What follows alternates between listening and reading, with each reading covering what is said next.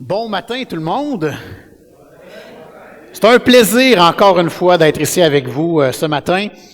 Pour ceux qui ne me connaissent pas, mon nom c'est Patrick Auger, je suis un des pasteurs à l'Église évangélique baptiste de Shawinigan-Sud. Donc, et pour ceux qui se posaient la question si la route était belle, parce qu'il paraît que je viens ici à chaque fois qu'il neige. Alors la route était belle, on était correct. On dirait que quand on traverse le pont, c'est un autre pays. Il y a moins de neige, la route était plus mouillée qu'enneigée. Donc, ça a ses avantages comme un dimanche matin comme aujourd'hui. Alors aujourd'hui, je vous amène dans la parole de Dieu dans une des épîtres que l'apôtre Jean a écrites. Alors, on va être dans 1 Jean, le chapitre 5. Et oui, c'est le chapitre au complet. C'est une habitude qu'on a prise à l'Église chez nous, de prêcher sur beaucoup de versets. L'avantage, c'est que ça offre l'occasion de laisser beaucoup de place à la parole de Dieu. Et ça nous permet en même temps, parce que je me connais, je suis quelqu'un qui est capable de tomber dans l'impro, je suis capable d'en m'en aller. Tantôt, il y a une dame qui disait ça, un bunny trail, rabbit trail, s'en aller à côté de ce qu'on devrait. Ça, je suis capable moi aussi. Mais en laissant toute la place à la parole de Dieu, il n'y a aucun risque que je m'en éloigne. Le titre du message aujourd'hui, c'est inébranlable. Je vous apprends rien ce matin. Nous vivons dans une époque où le monde, c'est le système de valeurs dans lequel nous sommes. Le monde veut nous rendre conformes à ses valeurs. Les doutes que nous vivons veulent nous paralyser. Et les échecs que nous subissons veulent être notre identité. On vit là-dedans présentement, dans ce bas monde ici présent. Mais, 1 Jean 5 fait tomber tout ça. Jean nous dit dans ses mots, ta foi n'est pas seulement une opinion, c'est une force de frappe. Notre foi n'est pas seulement quelque chose qui s'évanouit avec le temps. C'est permanent. Ça nous identifie. Et à une époque où tout est relatif et que la vérité semble très floue, chacun a sa vérité, 1 Jean 5 nous offre un terrain solide. Jean ne nous dit pas « j'espère que je suis sauvé » ou « je pense que je suis sauvé », mais il nous dit « nous savons que nous sommes sauvés pour tous ceux qui croient en l'œuvre de Jésus-Christ ». Alors, bienvenue dans le chapitre de l'assurance absolue. Là où le témoignage de Dieu devient notre certitude et notre garantie personnelle, notre garantie devient personnelle et infinie. Aujourd'hui, nous allons mettre l'emphase sur le fait que notre foi, elle est solide, même si le monde dans lequel nous vivons essaie de nous prouver le contraire. Et ma prière pour nous tous ce matin, c'est qu'on puisse retourner chez nous tantôt puis être convaincus de ce que Jean nous apporte, de ce que la parole de Dieu nous apporte ce matin. On va prier, puis on va attaquer ce passage-là ce matin. Grand Dieu, c'est tellement une joie de pouvoir te louer comme on vient de le faire. Avec voix, on se laisse aller là-dedans, puis les paroles sont tellement touchantes. Merci Seigneur de nous avoir sauvés. Et grand Dieu, en ce début d'année, où est-ce qu'il y aura assurément des opportunités, il y aura des belles choses qui vont arriver. Il y aura des souffrances. La vie continue sur terre. Mais Seigneur, peu importe ce que nous allons vivre cette année, rappelle-nous que nous savons que nous sommes ton enfant, nous sommes tes enfants. Seigneur, rappelle-nous que l'endroit le plus merveilleux où on peut être, c'est à tes côtés. Et que cette parole ce matin, cet extrait de la Bible que tu nous permets de nous nourrir avec ce matin, que nous puissions être touchés pour le reste de nos jours ici-bas, jusqu'à ce que ton Fils revienne nous chercher. Que ta gloire resplendisse, Seigneur, ce matin et jusque dans l'éternité. Et c'est dans le beau nom de ton Fils Jésus qu'on prie ces choses. Amen.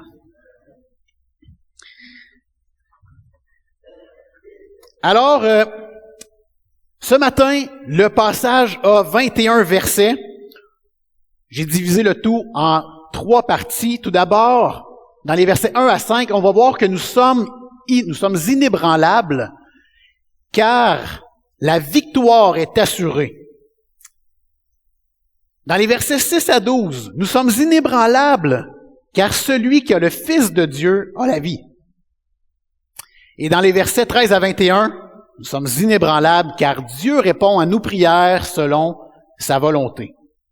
Et là, je vous fais une petite mise en garde tout de suite. Beaucoup de versets et beaucoup, particulièrement dans la 2e et la 3e partie, beaucoup d'éléments qu'on se pose des questions. Je vais tenter de vous amener ça le mieux possible avec les recherches que le Seigneur m'a permis de faire dans les dernières semaines. Mais gênez-vous pas, si à la fin il y a des questions, des commentaires, des ajouts. Moi, j'aime toujours ça quand quelqu'un vient me voir et qui me dit « As-tu pensé à telle chose? » Puis là, je fais « Ah, je l'avais pas vu, mais merci de me le donner. » C'est ça qui est beau. On a le même esprit, puis le Seigneur travaille différemment dans chaque cœur. Mais quand on est réunis en son nom, ça donne quelque chose de merveilleux. Vraiment. Alors, on va lire ensemble. Tournez avec moi dans 1 Jean. Donc, on n'est vraiment pas dans l'évangile de Jean, mais dans 1 Jean, plus vers la fin de la Bible. Et on va lire les versets 1 à 5 du chapitre 5. 1 Jean 5, les versets 1 à 5. Quiconque croit que Jésus est le Christ est né de Dieu. Et quiconque aime celui qui l'a engendré aime aussi celui qui est né de lui. Nous connaissons que nous aimons les enfants de Dieu lorsque nous aimons Dieu et que nous pratiquons ses commandements. Car l'amour de Dieu consiste à garder ses commandements. Et ces commandements ne sont pas pénibles, car tout ce qui est né de Dieu triomphe du monde. Et la victoire qui triomphe du monde, c'est notre foi. Qui est celui qui a triomphé du monde, sinon celui qui croit que Jésus est le Fils de Dieu? Alors, vous savez, quand on lit tout le Nouveau Testament, on apprend que les chrétiens ont plusieurs noms. Assurément, on se fait appeler chrétien. Et à l'époque, se faire appeler chrétien, c'était vraiment mal vu. C'était la secte qui essayait de se sortir du milieu juif. C'était les gens qui suivaient Christ. Aujourd'hui, se faire appeler chrétien, pour certains, c'est encore mal vu. Mais pour nous qui sommes des enfants de Dieu, c'est le nom qui nous réunit le plus. Mais il y a plein d'autres mots dont nous sommes appelés, plein de synonymes que nous sommes appelés dans le Nouveau Testament. Je ne ferai pas le tour au complet, mais je vous en nomme quelques-uns. Nous sommes appelés des enfants. Enfants de lumière, mais surtout enfants de Dieu. Nous sommes appelés croyants. On est appelés fidèles. On est appelés amis de Jésus-Christ. On est appelés frères et sœurs. On est appelés brebis. On est appelés des personnes saintes, des soldats, des témoins, des disciples, des héritiers, des membres du corps de Christ. On est appelés des pierres vivantes par lesquelles le temple de Dieu est construit, mais on est aussi appelés le temple de Dieu. Nous sommes appelés des bien-aimés. On pourrait faire le tour, il y en a plusieurs autres. Mais aujourd'hui, il y a un autre mot qui exprime clairement ce que nous sommes. Et il n'est pas, par contre, clairement écrit dans le passage qu'on vient de lire. Nous sommes des vainqueurs. Nous sommes des vainqueurs. Si vous aimez mieux, dans d'autres versions, peut-être que vous avez, nous sommes des conquérants ou des victorieux. Puis regardez le verset 4, entre autres. Car tout ce qui est né de Dieu triomphe du monde, et la victoire qui triomphe du monde, c'est notre foi.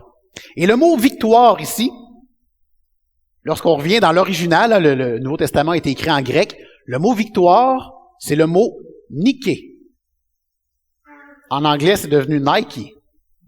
En français, c'est devenu Nike. Portez-vous des Nike dans vos pieds actuellement?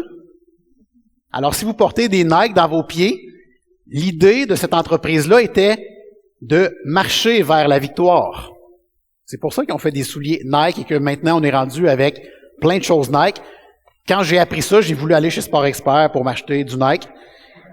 Mais me suis retenu, j'en ai déjà assez comme ça. Mais retenez ceci, le mot ici, victoire, niquer, c'est vraiment un mot qui parle de conquête, de triompher, d'être conquérant. Et c'est ce que nous sommes, les enfants de Dieu, les chrétiens, nous sommes des victorieux. Et on parle pas d'une victoire faible. C'est pas une petite victoire que le lendemain on a une défaite. Non, non, c'est une victoire éternelle. Et ça, faut pas l'oublier, ce bout-là. Je sais que parfois, ça peut être pas évident de croire qu'on a la victoire pour toujours. Parce qu'on se lève un matin où il se passe des choses dans la journée, puis on se dit, comment je peux avoir la certitude que j'ai la victoire alors que je souffre? Mais Jésus lui-même nous le rappelle.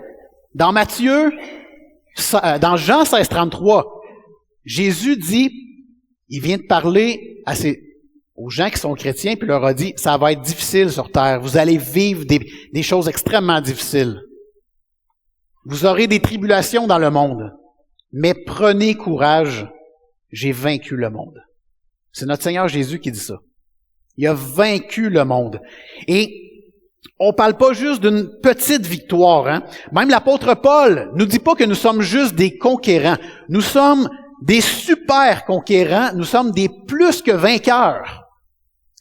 Je vous l'ai mis à l'écran, dans Romains 8, les versets 37 à 39. Mais dans toutes ces choses, nous sommes plus que vainqueurs par celui qui nous a aimés. Car j'ai l'assurance que ni la mort, ni la vie, ni les anges, ni les dominations, ni les choses présentes et les choses à venir, ni les puissances, ni la hauteur, ni la profondeur, ni aucune autre créature ne pourra nous séparer de l'amour de Dieu manifesté en Jésus-Christ notre Seigneur. Hey, c'est toute une victoire, ça. On a la vraie victoire, mais pas seulement sur terre, mais pour l'éternité, au ciel pour l'éternité. C'est une victoire sur la loi, une victoire sur le péché, une victoire sur la mort, une victoire sur Satan et une victoire sur le monde. C'est une immense victoire. Jean, ce qu'il est en train de dire aux gens qu'il a écrit, justement, il est en train de leur dire, votre victoire, elle est assurée. Puis on se rappelle, je vous ai amené ça il y a 2 semaines, au moment où Jean écrit cette lettre, les chrétiens vivent dans un monde où il y a un vent très fort de face qui s'appelle les gnostiques. Ces gens-là, si vous vous rappelez bien, croient que tout ce qui est le monde matériel, c'est pas bon, c'est mauvais, c'est mal. Et tout ce qui est immatériel, le ciel, l'esprit, même à l'époque, le Messie, mais pas dans sa chair, mais sorti, eux croient que ça, c'est bien. Mais Jean est en train de dire, vous triomphez des faux enseignements lorsque vous avez la victoire en Jésus. Vous n'avez pas à vous inquiéter de ça. Laissez-vous pas abattre par ça. Alors, c'est pas une victoire fragile, c'est pas une victoire, pour ceux qui écoutent le hockey, par un point en prolongation. Moi, je joue au hockey, au deck hockey. Je vais jouer à soir d'ailleurs. Puis comment ça fonctionne, c'est toujours pareil. Je reviens chez nous, ma femme adore pas, puis là, elle me dit pour me faire plaisir, puis comment ça a été ta game. Parce que sinon, de toute façon, je vais y en parler. Il est mieux de prendre les devants. Et là, peut-être que ce soir, je vais arriver puis je vais dire, oh, toute une victoire. Solide victoire. Mais dimanche prochain, même heure, je vais revenir à la maison. Ma femme va dire, puis comment ça a été ta game? Et là, peut-être que je vais dire, oh, solide défaite. Ça a mal été à soir. Mais notre victoire en Jésus-Christ, là, c'est dimanche après dimanche, c'est juste des solides victoires. Et ça, faut se le rappeler. C'est un championnat qui dure pour toujours. Il n'y a pas de match qu'on peut perdre. C'est comme une coupe Stanley que tu as dans ton salon, mais personne d'autre peut te l'enlever. Et c'est beaucoup plus que ça. Il existe un système spirituel qui existe sans Dieu, qui est opposé à Dieu, qui est dominé par Satan, le prince du pouvoir de l'air. C'est un système que les humains ont embarqué et c'est un système qui est dominé par les intentions charnelles des hommes et des femmes, dominé par l'orgueil, dominé par la soif de l'argent, l'égoïsme, le plaisir, le luxe. Vous les connaissez, même dans 1 Jean 2, on voit ça, la convoitise de la chair, la convoitise des yeux, l'orgueil de la vie. ce système existe bel et bien. C'est un système qui, par définition, ignore Dieu et s'ouvre à la rébellion contre Dieu. Mais comme chrétiens, on a triomphé de ça.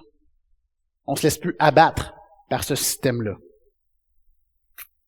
Et lorsqu'on revient dans les Écritures originales, on voit que le grec utilise un temps qui fait que c'est pas le passé, c'est le présent continu. C'est une permanence. Nous avons la victoire permanente. En 2026, nous avons la victoire comme il l'avait il y a plusieurs années. Et si Jésus revient pas aujourd'hui, on va l'avoir encore demain. Alors on peut parfois se sentir terriblement ennuyé par l'anxiété, par la peur, par beaucoup d'éléments. Mais rappelons-nous ceci, ce sont des ennemis temporaires. Nous avons la victoire en Jésus-Christ. Et je veux, après chaque petite partie, je vous amène une histoire, OK? Je vous raconte une histoire. Je ne l'ai pas inventée de par moi-même tout seul, mais ça explique clairement. En vrai, quelqu'un ici pourrait se sentir visé par chaque petite histoire. Alors, je vous amène l'histoire de Marc, puis vous allez comprendre que ça a un lien avec ce qu'on vient de lire, OK? Marc, c'est un gars qui est cadre supérieur dans une grande firme de courtage, là où on gère la bourse. Et son monde à lui, dans lequel il travaille, eh bien, c'est régi par la compétition féroce, le profit à tout prix et l'écrasement des plus faibles. Pour lui, réussir, ça signifie posséder des choses.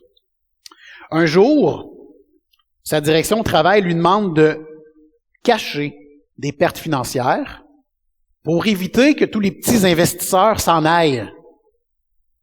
Et c'est un peu le jeu dans ce domaine-là. On cache des choses pour garder les gens qui donnent de l'argent. Mais Marc est chrétien. Et ces derniers temps, il vient de redécouvrir sa foi et il a l'intention de vouloir suivre le Seigneur coûte que coûte. Et là, il est devant un dilemme. Le verset 3 qu'on a vu aujourd'hui, ça résonne en lui. Car l'amour de Dieu consiste à garder ses commandements, et ses commandements ne sont pas pénibles. C'est pas un fardeau de garder les commandements de Dieu. Alors Marc se demande, est-ce qu'il doit obéir à Dieu, c'est-à-dire ne pas mentir et aimer son prochain? Mais s'il fait ça, il va peut-être perdre son travail. En même temps, le monde lui dit que l'honnêteté, c'est un fardeau trop lourd, c'est même une faiblesse. Alors, Marc, c'est un bon lecteur de la Bible, ça nous aide. Et il a lu le verset 4. « Tout ce qui est né de Dieu triomphe du monde, même si je perds ma job. » Alors Marc, il décide de refuser de signer les documents. Qu'est-ce qui est arrivé? Il a perdu sa job. Aux yeux de ses collègues, il avait perdu sa job, mais il avait perdu au complet. C'est comme une défaite. Mais Marc s'est retrouvé une autre job plus tard et il gagne pas autant d'argent qu'avant. Sauf que sa victoire à lui, c'est pas cette idée de vouloir écraser des concurrents, mais c'est de ne plus être l'esclave des valeurs d'un système qui l'étouffait. Ça, c'est la victoire de Marc. J'espère qu'aujourd'hui, c'est notre victoire aussi. Si vous vivez quelque chose de semblable, que vous êtes face à un dilemme, rappelez-vous que les commandements de Dieu ne sont pas pénibles.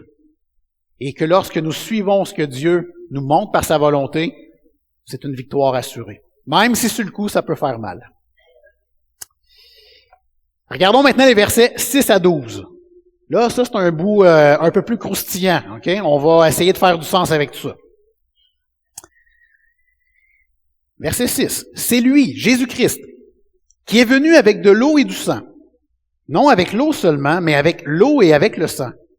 Et c'est l'Esprit qui rend témoignage, parce que l'Esprit est la vérité. Car il y en a trois qui rendent témoignage. L'Esprit, l'eau et le sang. Et les trois sont d'accord. Si nous recevons le témoignage des hommes, le témoignage de Dieu est plus grand. Car le témoignage de Dieu consiste en ce qu'il a rendu témoignage à son Fils. Celui qui croit au Fils de Dieu a ce témoignage en lui-même. Celui qui ne croit pas Dieu le fait menteur, puisqu'il ne croit pas au témoignage que Dieu a rendu à son Fils. Écoutez bien ceci. Et voici ce témoignage. C'est que Dieu nous a donné la vie éternelle et que cette vie est dans son Fils. Celui qui a le Fils a la vie. Celui qui n'a pas le Fils de Dieu n'a pas la vie.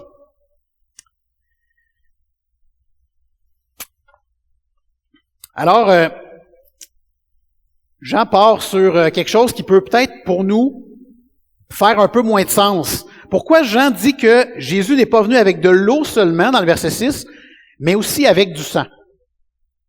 Alors, je me suis questionné dans les dernières semaines et il semble que la signification de ces paroles est quand même assez controversée. J'ai lu au moins 4 interprétations différentes de ce que ça peut vouloir dire.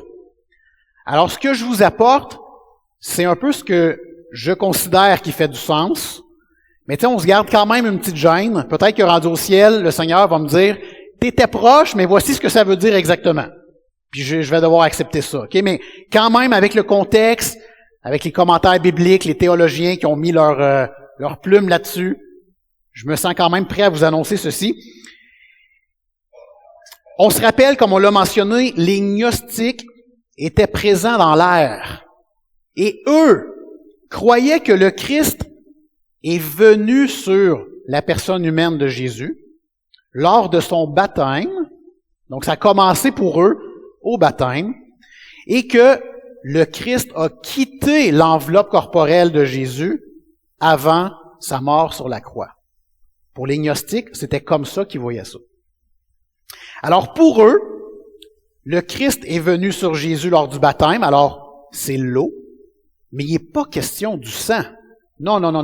Pour eux, Jésus, le Christ, ne peut pas être mort sur la croix et avoir versé de son sang. Ça ne fait pas de sens pour eux. Et Jean est dans ce contexte-là où est-ce que les chrétiens même, ou ceux qui se disent chrétiens, sont influencés, et il vient rectifier les faits en disant, Jésus n'est pas venu seulement avec l'eau, le baptême, mais il est venu aussi avec le sang, sa crucifixion.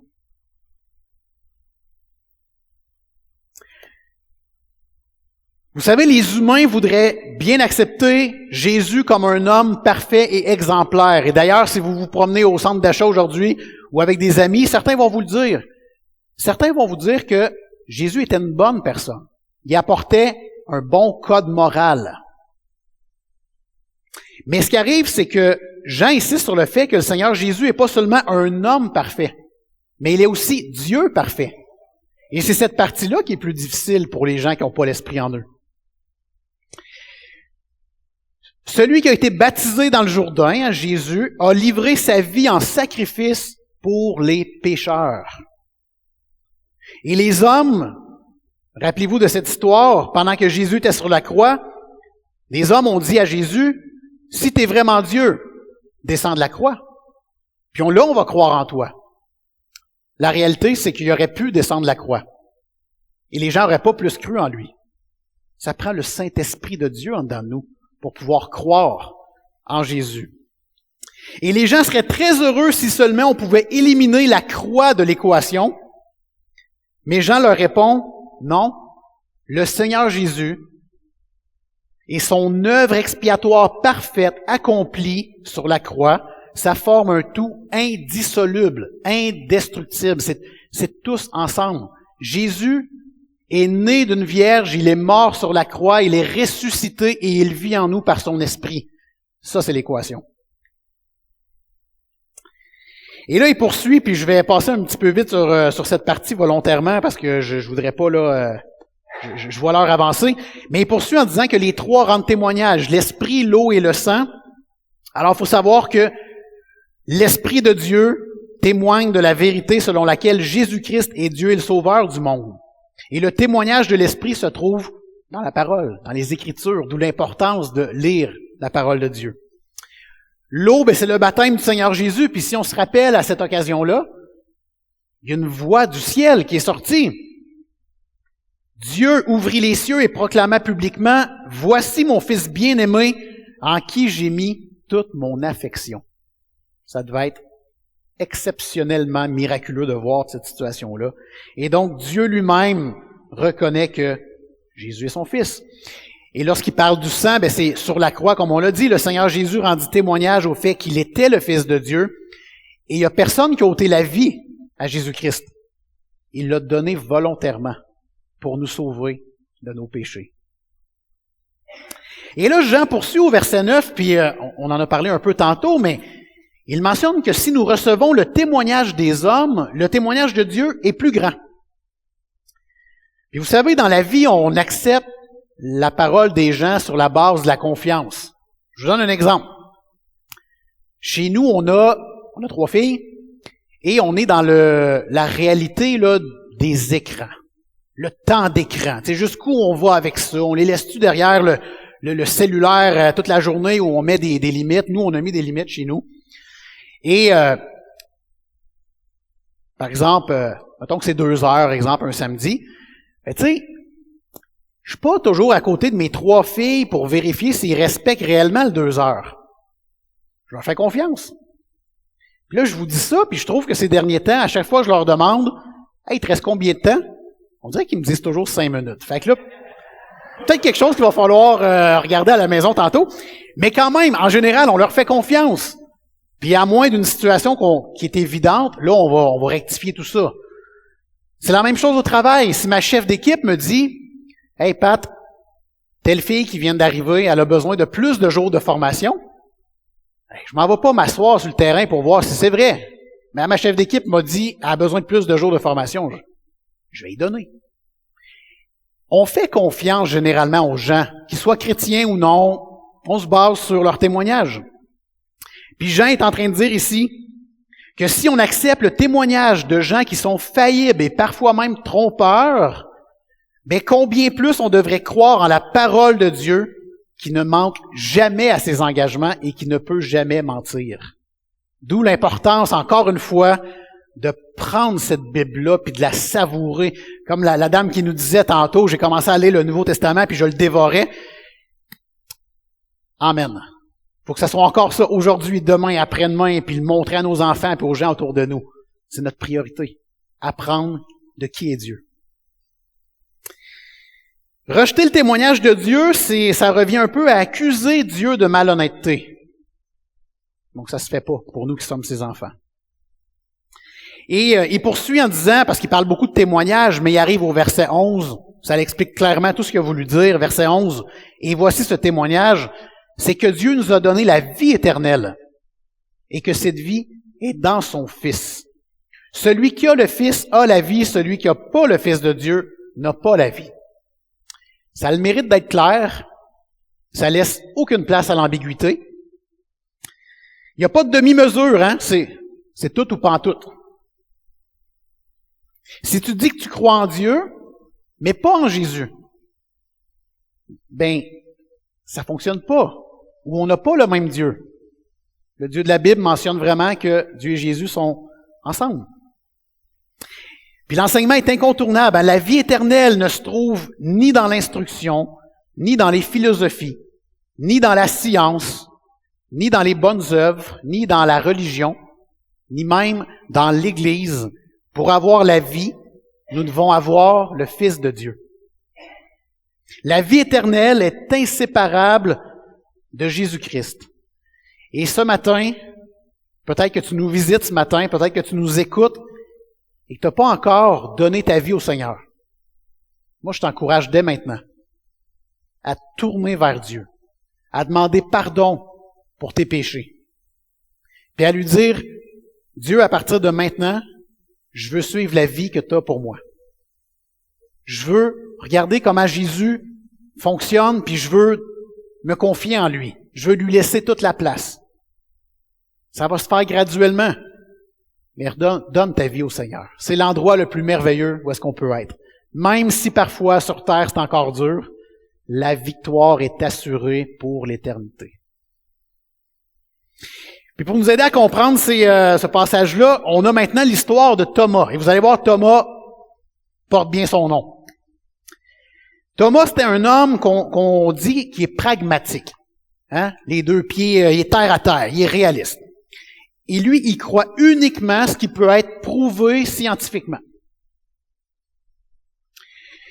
Il respecte les enseignements de Jésus, parce qu'il voit ça comme une belle philosophie. Mais il se bute toujours à l'idée que Jésus soit réellement le Fils de Dieu venu dans la chair. Et à un moment donné, Thomas a vécu un deuil très difficile. Et là, Thomas a commencé à étudier sérieusement la vie de Jésus. Il cherchait un refuge. Bonne idée de commencer par étudier la vie de Jésus. Et là, il a été frappé par la double réalité du passage d'aujourd'hui. C'est une histoire fictive, mais quand même, c'est beau de voir ça. Il a vu que le témoignage du baptême de Jésus, où une voix divine l'a désigné comme fils, ça l'a vraiment touché. Et lorsqu'on parle du sang, il a vu que la réalité historique et brutale de sa mort sur la croix, ça aussi c'est touchant. Et donc Thomas a compris que Jésus n'était pas seulement un esprit ou un idéal, mais qu'il est venu s'immerger totalement dans notre condition humaine jusqu'à sa mort sanglante. Et c'est pourquoi il nous comprend aujourd'hui lorsqu'on a des épreuves. Puis un soir, en lisant les versets, Thomas a cessé de chercher des preuves purement intellectuelles. Il a ressenti ce que Jean appelle le témoignage en lui-même, qu'on voit au verset 10. C'était pas une preuve mathématique, mais une conviction intime et paisible apportée par l'Esprit Saint que ce que Dieu disait de son Fils était vrai. Il a réalisé qu'il faisait Dieu menteur en refusant de croire au témoignage que Dieu lui-même avait rendu. Et la transformation concrète a eu lieu quand Thomas a compris le verset 12. Celui qui a le Fils a la vie. Celui qui n'a pas le Fils de Dieu n'a pas la vie. Thomas a réalisé que la vie éternelle n'était pas une récompense future à gagner, mais une personne à recevoir dès maintenant. Et en mettant sa confiance en Jésus, Thomas a ressenti un changement radical, une peur de la mort qui s'évanouit et un sens nouveau donné à sa vie de tous les jours. On lit maintenant les versets 13 à 21.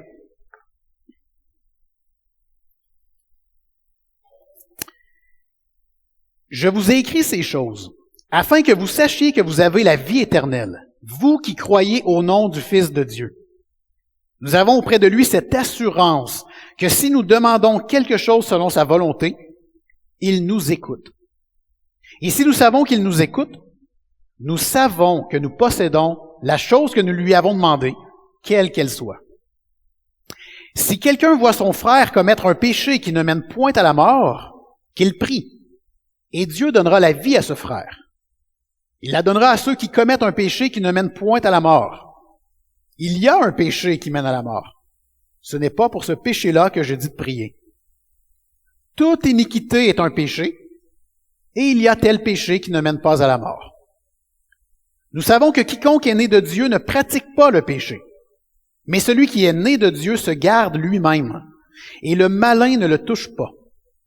Nous savons que nous sommes de Dieu, et que le monde entier est sous la puissance du malin. Nous savons aussi que le Fils de Dieu est venu et qu'il nous a donné l'intelligence pour connaître le véritable.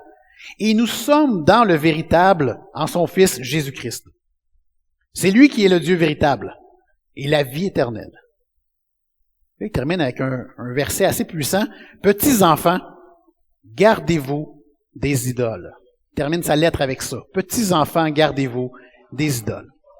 Mais tout d'abord, on voit au verset 13 l'assurance de notre salut. Je vous ai écrit ces choses afin que vous sachiez, pas que vous pensez ou que vous sachiez que vous avez la vie éternelle, vous qui croyez au nom du Fils de Dieu. Pour nous au Québec, les assurances, on connaît ça. Vous avez sûrement des assurances. Peut-être assurance vie, assurance habitation. Pas le même genre d'assurance, mais vous allez voir où est-ce que je m'en vais. Nous, moi, les assurances, à part les payer, j'ai jamais vraiment su ce qu'ils faisaient pour nous autres. Sauf, une fois, dans notre ancienne maison, j'étais pas chez nous, et ma femme m'appelle, et elle me dit, on est en plein hiver, à peu près à ce temps-ci de l'année, puis il faisait moins 42 000. Pat, viens-t'en au plus vite. il y a un dégât d'eau dans la maison.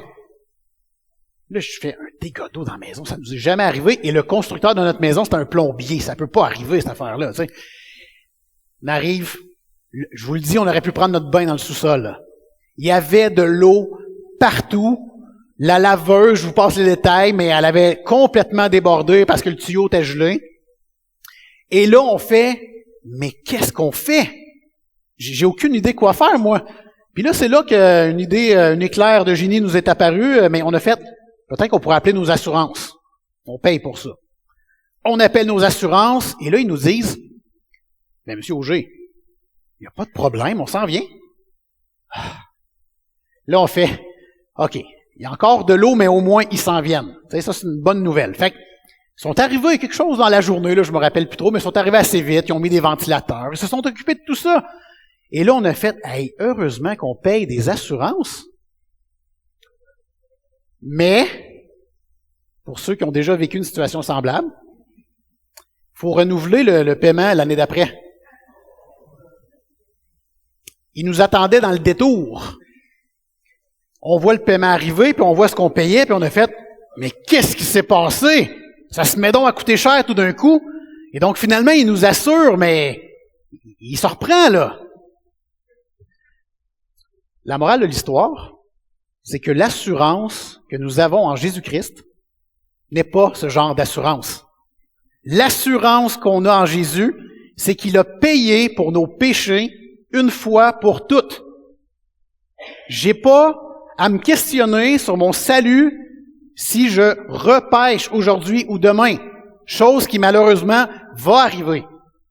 J'ai juste à être dans la joie, oui, dans la repentance, oui, dans la confession, mais dans la joie que Christ a payé une fois pour toutes. Il m'attend pas avec un bill l'année prochaine.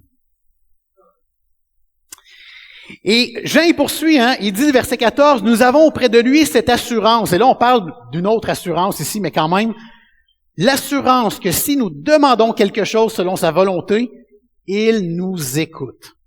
Et ça me fait tellement penser lorsque je suis arrivé à l'Église, que je me suis repenti de mes péchés, que j'ai donné ma vie à Jésus, et tout ça vient du Saint-Esprit, c'est d'une évidence. Mais il y a un homme dans l'Église qui m'a pris sous son aile, qui est devenu mon ami et qui aujourd'hui, je suis pasteur avec lui. Mais il m'a partagé une chose tellement intéressante que je veux vous partager, c'est que combien de fois on demande des choses à Dieu et on ne reçoit pas ce qu'on demande? Est-ce que ça vous est déjà arrivé ou je suis le seul à qui ça arrive? Et il m'avait dit, c'est quand même simple. Pour avoir ce que tu demandes, c'est une équation. Ça prend la foi et la volonté de Dieu. Si les deux sont ensemble, tu obtiens ce que tu demandes. Et là, il m'en est dans des versets, dans Matthieu 21, 22. C'est Jésus qui dit, « Tout ce que vous demanderez avec foi par la prière, vous le recevrez. » Et le verset d'aujourd'hui, verset 14, « Nous avons auprès de lui cette assurance que si nous demandons quelque chose selon sa volonté, il nous écoute. » C'est quand même simple, puis à la fois difficile de comprendre. Combien de fois je dis à Dieu, ou j'ai dit à Dieu, « C'est quoi ta volonté? Je la comprends pas, je la saisis pas, je demande quelque chose, je reçois rien. » Et là, il y a plein de versets qui me viennent en tête. Dans Jacques, peut-être que je demande mal pour satisfaire mes passions. Ça, c'est une chose. Peut-être que je demande pas avec foi. Peut-être que c'est pas la volonté de Dieu. Puis comment faire pour connaître la volonté de Dieu? Il n'y a pas 10 000 manières. Lisons notre Bible. Lisons notre Bible, puis le Seigneur va nous mettre des versets en tête, puis on va faire, OK, peut-être que c'est pas pour son bien ou pour sa gloire que je demande telle chose. C'est possible. Bref, il continue. Si on demande quelque chose selon sa volonté, il nous écoute. Et il s'en va au verset 16. Si quelqu'un voit son frère commettre un péché qui ne mène point à la mort, qu'il prie. Alors, on peut prier pour nos frères et sœurs qui pêchent et demander à Dieu qu'il les restaure. Et il va y avoir des miracles. Ça, c'est merveilleux. Puis là, je passe vite, mais la question qui tue aujourd'hui même, quel est ce péché qui ne mène pas à la mort? J'aurais aimé vous en nommer un, puis qu'on fasse « Ah, mon Dieu, c'est facile, puis on s'en va avec ça. » C'est pas comme ça que c'est prévu. Lorsqu'on se promène dans les Écritures, on voit qu'il y a plusieurs possibilités. Selon certains, le péché qui ne mène pas à la mort se réfère à n'importe quel péché dans lequel un chrétien persévère et refuse de confesser et d'abandonner. Alors, si tu refuses de confesser tes péchés, ce sont des péchés qui mènent à la mort. Dans 1 Corinthiens 11:30, certains sont morts pour ne pas s'être analysés avant de prendre le repas du Seigneur, imaginez. D'où l'importance de s'analyser et de se repentir avant de prendre le repas du Seigneur. Et je vous dirais même, ne laisse pas le repas du Seigneur en arrière. Pendant que tu l'as dans les mains, là, confesse, repens-toi, puis prends le repas avec tes frères et sœurs. Selon d'autres, le blasphème contre le Saint-Esprit est un péché qui mène à la mort. Et Jésus lui-même, dans Matthieu 12, il le dit, si tu blasphèmes contre le Saint-Esprit, tu vas mourir.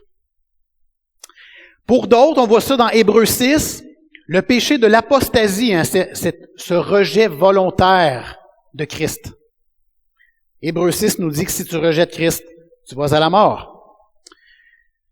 Écoutez, on ne trouvera pas ce matin c'est quoi le péché. Mais il y a une chose qu'on va être tous d'accord.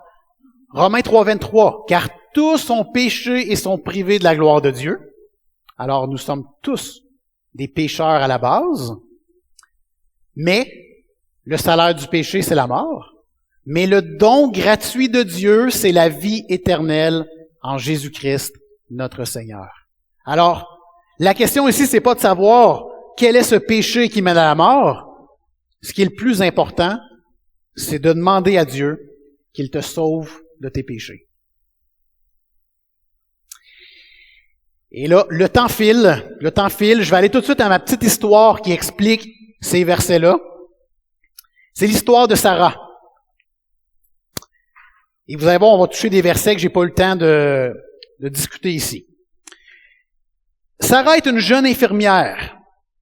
Elle se sentait complètement submergée par l'anxiété.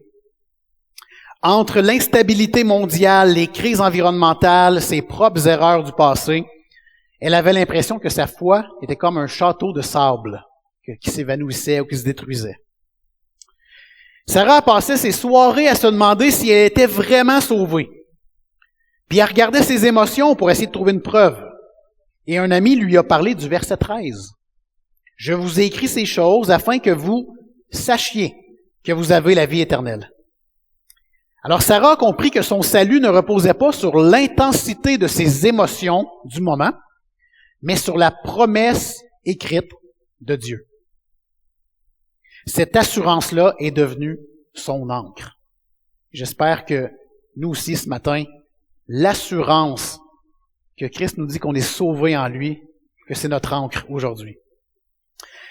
Je passe vite, mais Sarah a vécu toutes sortes d'affaires, c'est pas évident, mais dans son milieu de travail très stressant, elle était tentée par 2 idoles. Et là, on va parler du verset 21 ici. Vous savez, une idole, c'est tout ce qui prend la place de Christ sur le trône. OK? Sur le trône de ta vie. Tout ce qui remplace Jésus, c'est une idole. C'est pas une statue. Des fois, c'est une statue. Ça peut être le vélo. Ça peut être les études. Ça peut être plein d'autres choses. Et Sarah, elle, était tentée par 2 idoles. Le besoin maladif de plaire à tout le monde pour se sentir vivante et l'usage excessif des réseaux sociaux pour échapper à la réalité.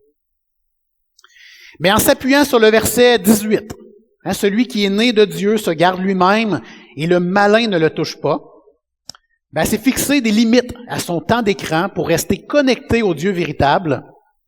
Et elle a cessé de chercher son identité dans le regard de ses collègues, se rappelant qu'elle était enfant de Dieu. Notre vraie identité, c'est le fait qu'on est enfant de Dieu. Alors la vie de Sarah n'est pas devenue parfaite, mais elle a cessé d'être une victime de son environnement. Aujourd'hui, le verset 21, elle le comprend comme ceci. Et j'espère que nous aussi on le comprend comme ça. Garde-toi de tout ce qui remplace Jésus dans ton cœur, car seul Jésus te donne la vraie vie. Amen. Je peux inviter peut-être le groupe de louanges pour sauver un peu de temps. Je vais vite avec les 3... comment appliquer ce passage-là à notre vie? J'y vais avec 3 axes concrets. Premièrement, simplifie ta manière de voir l'obéissance. Si la vie chrétienne te semble être un fardeau, peut-être changer de perspective parce que c'est pas le cas. L'obéissance, c'est le résultat naturel de l'amour. C'est pas une condition pour être aimé. Et dès aujourd'hui, choisis peut-être de pardonner, d'aider, d'être honnête. Non par peur du jugement, mais comme un merci à Dieu. Merci Seigneur de m'avoir sauvé et je vais t'obéir. Ça va ensemble. Ça va être naturel. Deuxièmement, rappelle-toi de ta victoire en Jésus. Le monde dans lequel on vit nous pousse souvent vers l'anxiété, le matérialisme, la comparaison, mais notre foi, c'est une force de résistance. Triompher du monde, c'est refuser de laisser les circonstances extérieures dicter ta paix intérieure. Et donc, rappelons-nous que nous sommes des enfants de Dieu. Et de cette manière-là, la victoire va être évidente. Le sourire nous vient pas juste dans le visage, mais dans le cœur également. Et finalement, filtre tes priorités. Et on se ramène au dernier verset. Prie pour des choses qui comptent pour Dieu, pas seulement pour ton confort. Et identifie ton idole du moment. Demande-toi présentement, si je perdais cette chose aujourd'hui, est-ce que ma vie s'effondrait? Si oui, dis-le à Dieu et remets Jésus au centre de ta sécurité. Amen. C'est la parole de Dieu pour nous ce matin et qu'on puisse être touchés pour le reste de notre vie.